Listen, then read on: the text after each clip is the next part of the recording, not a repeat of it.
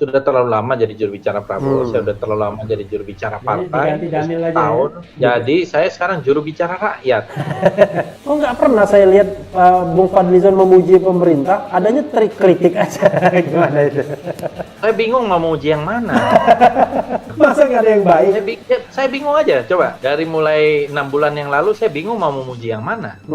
Ada yang saya puji. Saya bilang keputusan yang terbaik dari Pak Jokowi adalah menempatkan Pak Prabowo sebagai Menteri Pertahanan. Itu ada tuh.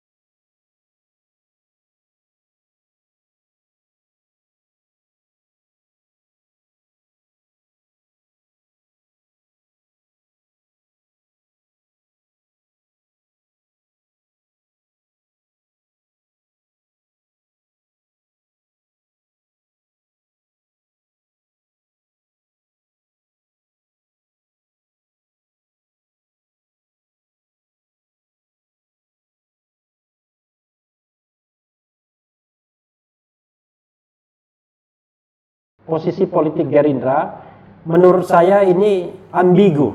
Oke, Pak Prabowo sudah ada di kabinet, tapi tidak semua. Bung Fadli sendiri misalnya, Sandiaga Uno seperti punya agenda sendiri-sendiri ini. Pak Prabowo di kabinet, di Kementerian Pertahanan tidak blended benar dengan kabinetnya Jokowi, rasanya seperti itu. Bung Fadli tidak merasa bagian dari pemerintah juga. Sandiaga Uno malah lebih kelihatannya bersikap sebagai calon wakil presiden terus yang lepas dari partai politik dan lebih banyak bertemu konstituen kesana kemari gitu ya. Oke, silakan jawab Bung. Kok Gerindra ini nggak jelas malah? Menurut saya sih cukup jelas ya. Pak Prabowo sebagai Menteri Pertahanan menjalankan fungsi-fungsinya sebagai Menteri Pertahanan.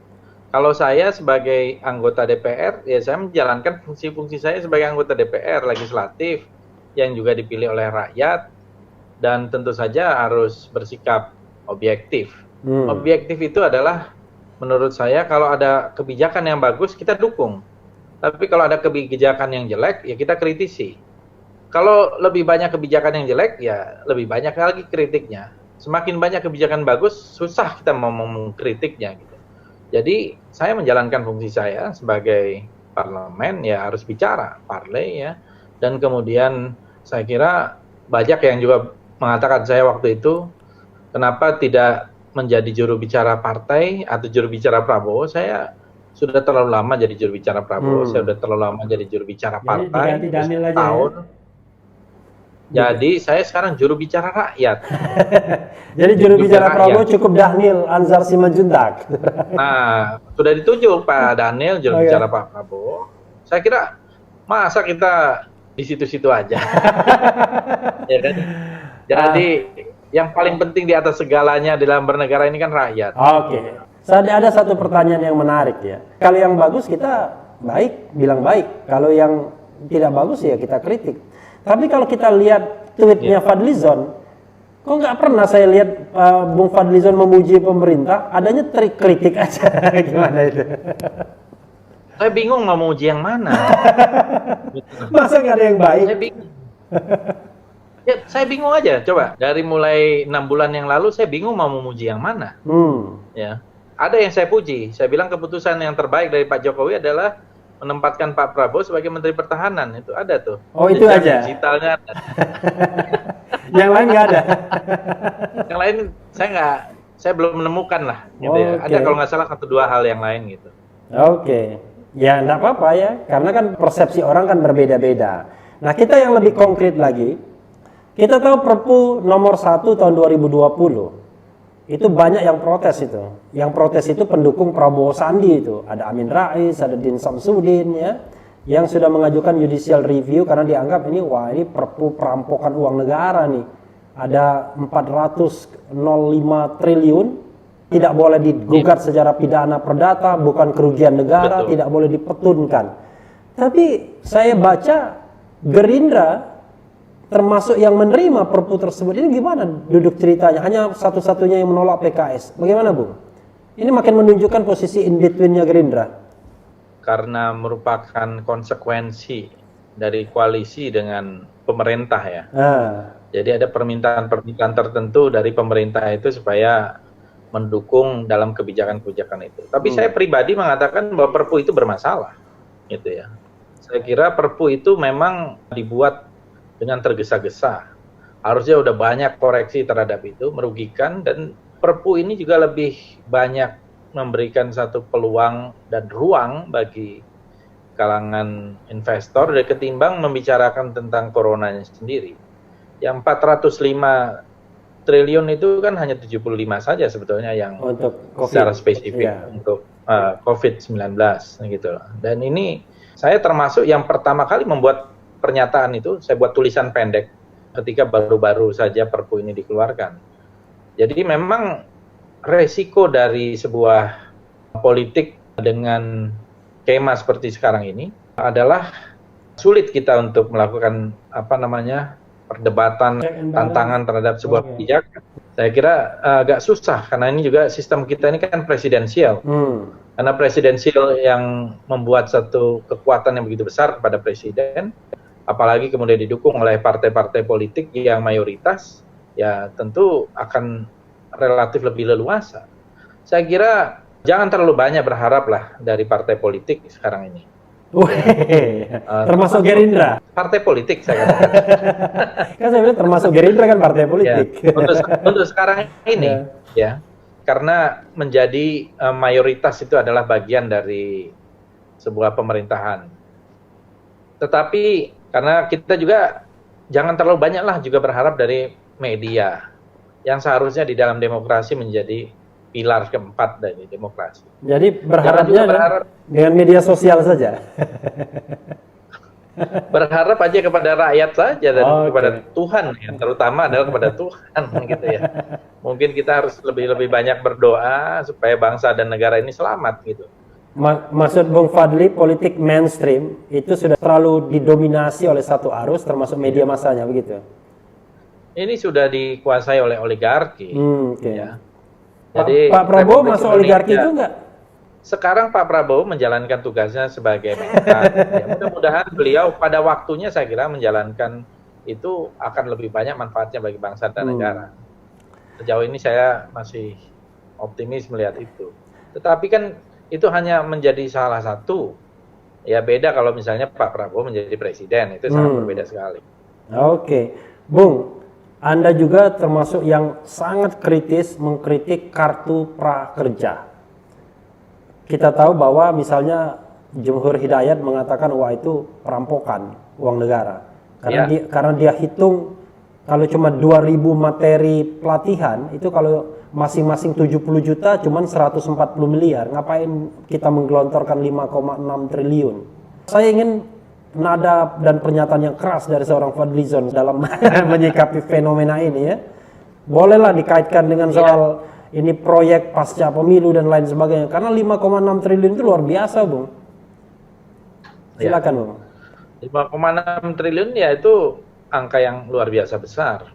Dan kalau tepat sasaran kepada rakyat, saya kira rakyat akan merasakan betul-betul adanya negara, kehadiran negara di situ. Dan ini kan juga bukan duitnya pemerintah, ini duit rakyat kok. Tidak ada yang namanya duit negara, duit pemerintah, semua itu uang rakyat kan datang. Dan yang akan menanggung kalau kemudian pemerintah itu meminjam utang, yang menanggung rakyat juga pada akhirnya.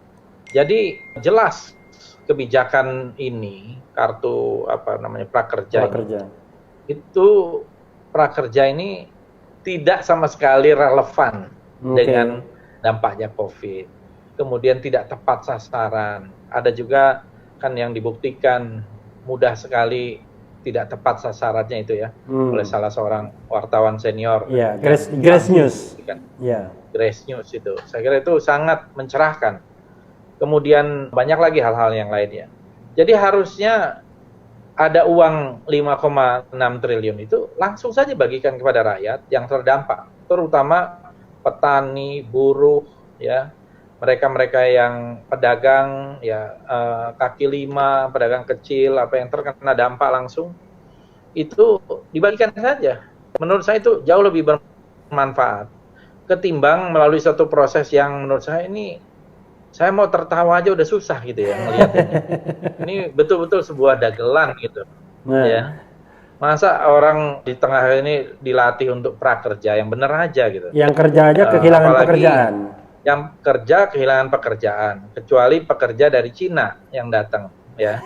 Kemudian disuruh lagi latihan dengan modul-modul yang sebenarnya banyak gratis di internet. Saya kira ada juga bahkan maestro-maestro. Ada juga modul cara mancing itu kayaknya. Luar biasa itu. Cara mancing yang belum ada modul cara menjilat itu belum ada. Katanya belum ada. Kata Habibur Rahman ada juga modul cara bikin pempek ya.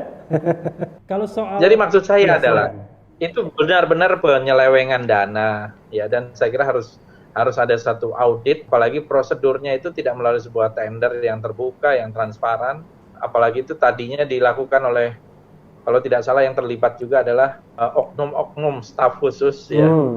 Jadi semangat reformasi yang menolak KKN, korupsi nepotisme, sekarang ini dipertontonkan dengan sangat telanjang gitu. Ini yang menurut saya harus kita koreksi.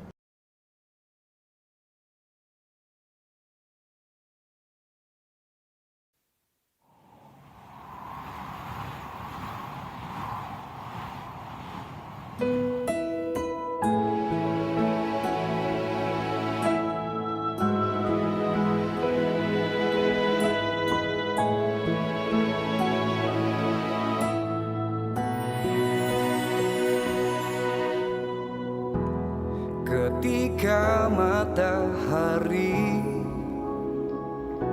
hanya di atas kepala, panas melelehkan padang yang luas, tak ada naungan, tapi Engkau pemimpin adil. Tuhan memberi kabar gembira, setiap manusia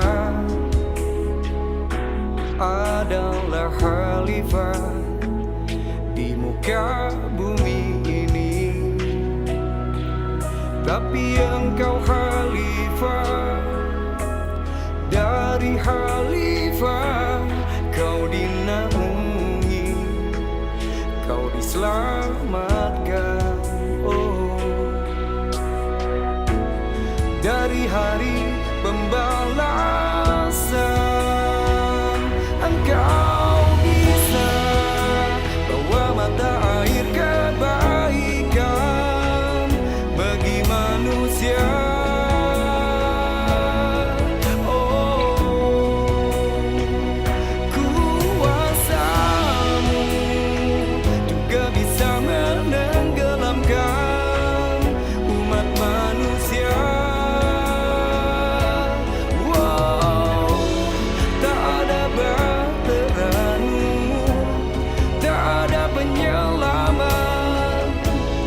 Maka adil